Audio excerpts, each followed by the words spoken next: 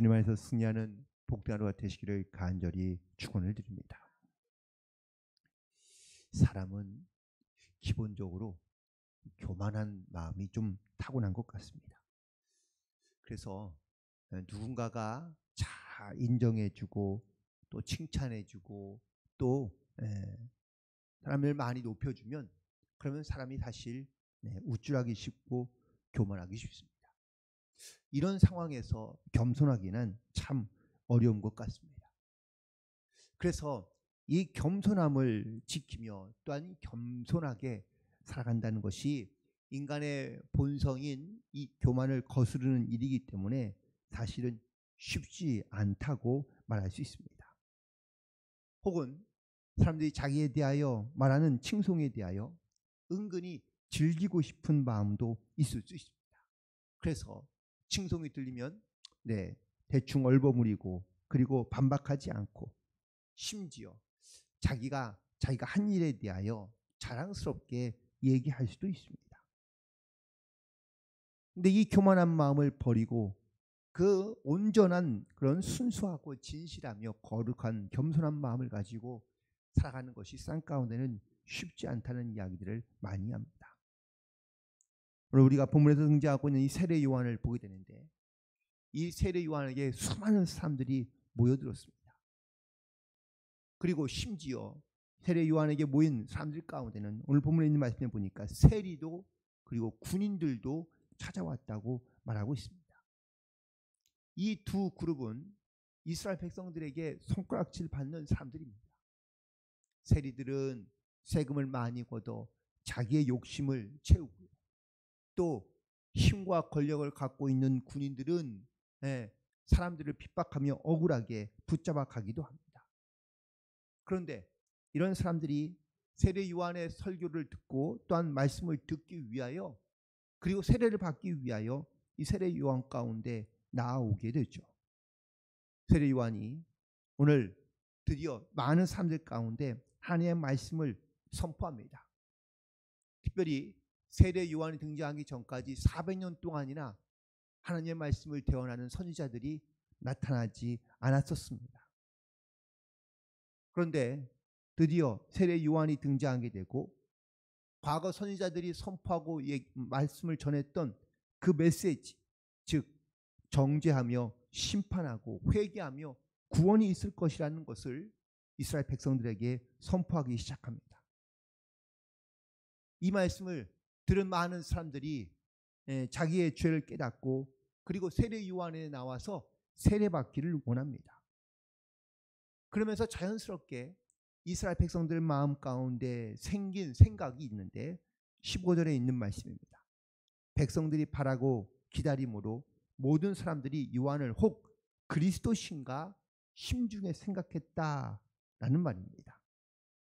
세례 요한이 모습을 보아서도 이 땅 가운데 오실 메시아 같으며 선포되는 말씀을 보아도 혹시 세례 요한이 메시아이지 않을까. 심지어 세례 요한을 가만히 알아보니 그는 나시린이었고 또 하나님이 예언하신 예언대로 나타난 그러한 기적의 아이였고 사람이었기 때문입니다. 그래서 정말 수많은 사람들이 이 세례 요한이 메시아인가 싶어서 나와서 세례 요한에게 나와 묻기도 하고 또한 세례를 받기도 하게 되는 것이죠.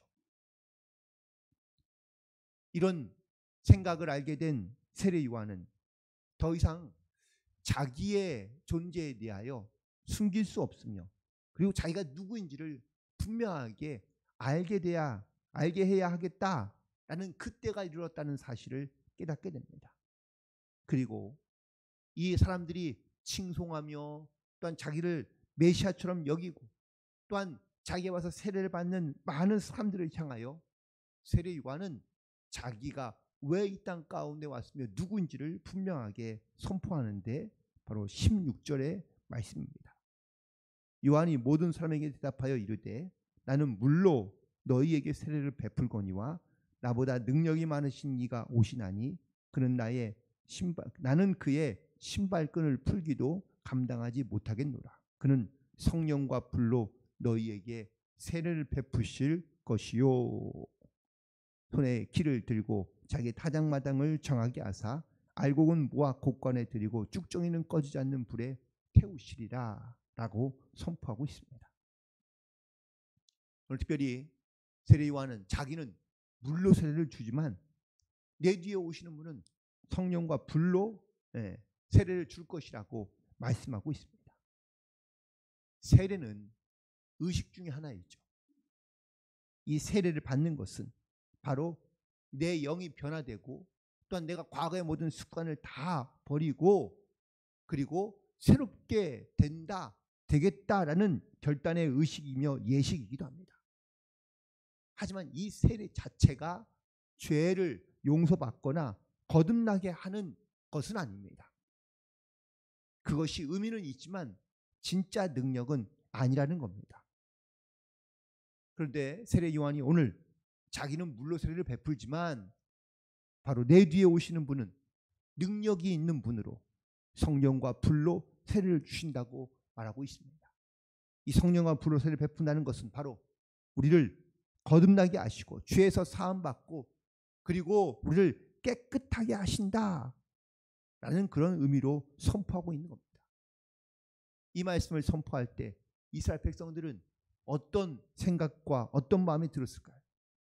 에스겔 선지자가 선포했던 말씀이 기억났을 겁니다. 에스겔서 36장 25절부터 27절까지 있는 말씀에 보면 맑은 물을 너희에게 뿌려서 너희로 정결하게 하되 곧 너희 모든 더러운 것에서와 우상 숭배에서 너희를 정결하게 할 것이며 또 새 영을 너희 속에 두고 새 마음을 너희에게 주되 너희의 육신의 굳은 마음을 제거하고 부드러운 마음을 줄 것이며 또 내 영을 너희 속에 두어 너희로 내 율례를 행하게 하리니 너희가 내 규례를 지켜 행할지니라. 아멘.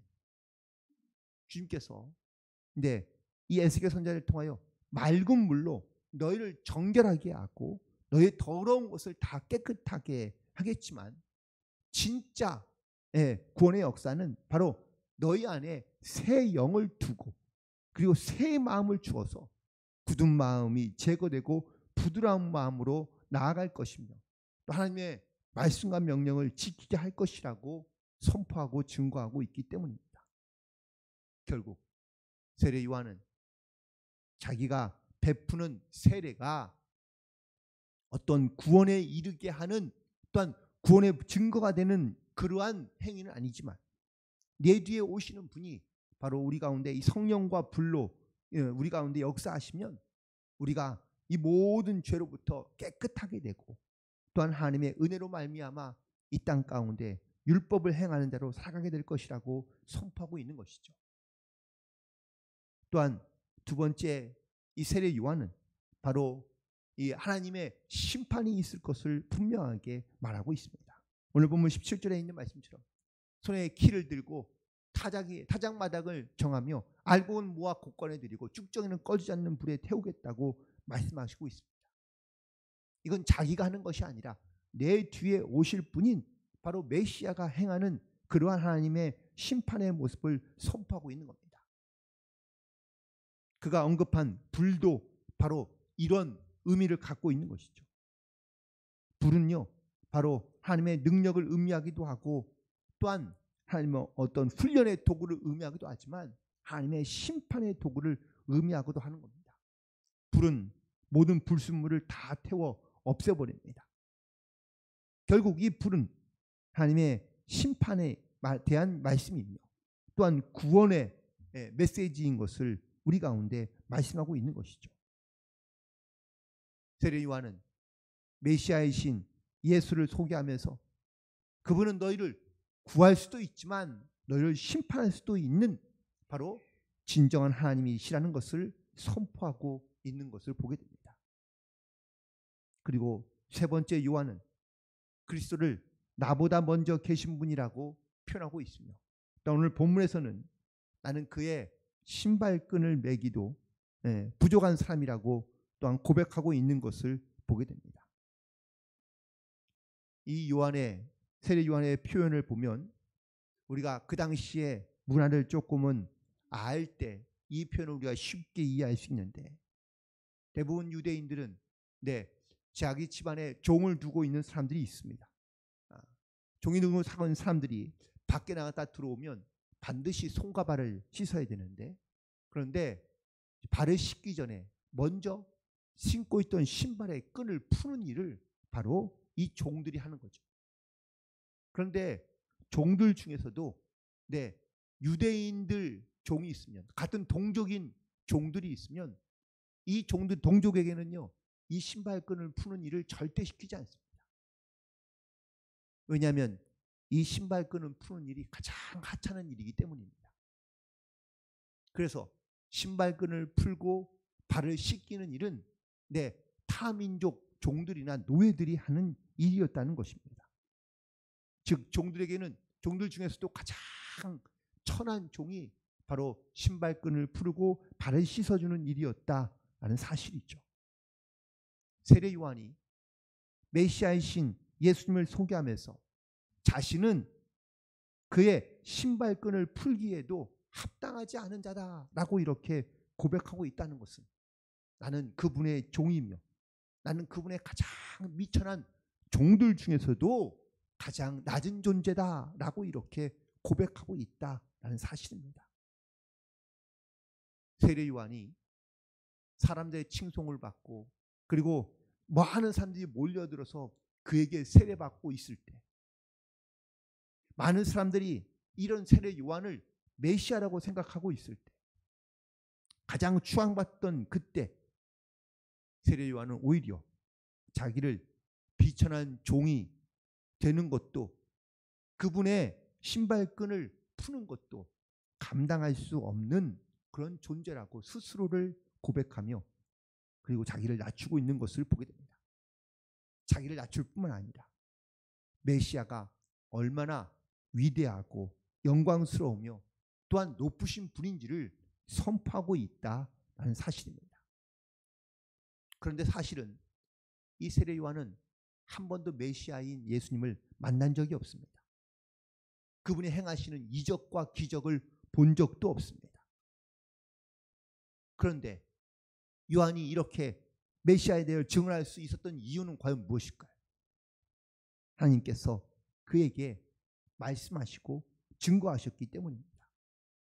그리고 세례 요한은 하나님의 말씀을 있는 그대로, 또한 하나님의 명령 그대로 선포하며 증거하고 있다라는 사실입니다. 요한 세례 요한은 아직 메시아가 누구인지 분명히 알지 못하고 있는 상태입니다. 하지만 하나님께서 명하신 대로 그는 자기가 메시아가 오실 길을 예비하는 자로, 또한 자기는 그 메시아에게 자기는 회개하는 세례를 베풀긴 하지만 내 뒤에 오시는 그분은 성령과 불로 우리의 모든 영혼들을 구원하시며 심판하실 메시아인 것을 증거하고 있다라는 겁니다. 더불어 그는 자기가 얼마나 비천한 자이며 또한 자기가 얼마나 부족한 자인지를 선포하고 있다는 것이죠. 자기가 가장 많은 사람들에게 인정받던 그때, 칭송받던 그때, 높아질 수 있던 그때에 이 세례 요한은 자기를 낮추고 예수님을 증거하는 그러한 모습으로 살아갔던 것을 보게 됩니다. 과연 우리도 이 세상에 살아가면서 우리가 정말 나에게 베푸신 하나님의 그 은혜와 사랑을 알고 깨닫고 또한 고백한다면 우리도 주님 앞에 겸손한 모습으로 살아가야 될 줄로 믿습니다. 나에게 베푸신 하나님의 귀한 은혜와 또한 지금까지 우리를 도우시고 역사하신 것, 이거는 나의 능력과 혹은 나의 어떤 애씀과 희생으로 된 것도 물론 있겠지만, 하지만 우리가 철저하게 돌아보면 모든 것이 다 하나님의 은혜였는 줄로 믿습니다. 사람을 구원하며 사람을 심판하고 알갱이와 쭉정이를 구분하시고 구원하시기도 하며 심판하시기도 하시는 분이 바로 메시아이시고 예수님이며 그리스도이기 때문입니다. 성령과 불로 세례를 베푸시는 그분의 음성 가운데 오늘도 귀를 기울이며 혹시라도 내 마음 가운데 교만한 마음이 있다면 우리의 마음을 내려놓고 주님 앞에 겸손함으로 자기를 낮추어 나아갈 수 있는 그런 저와 여러분 되기를 간절히 소망합니다. 주님은 우리 가운데 교만한 마음을 부드럽게 하시고 죄와 허물로 죽은 우리의 심령이 새로운 영으로 거듭나게 하시며 또한 우리 가운데 부드러운 마음을 가지고 하나님의 선한 일을 행할 수 있도록 우리 가운데 역사하시는 하나님이신 줄로 믿습니다.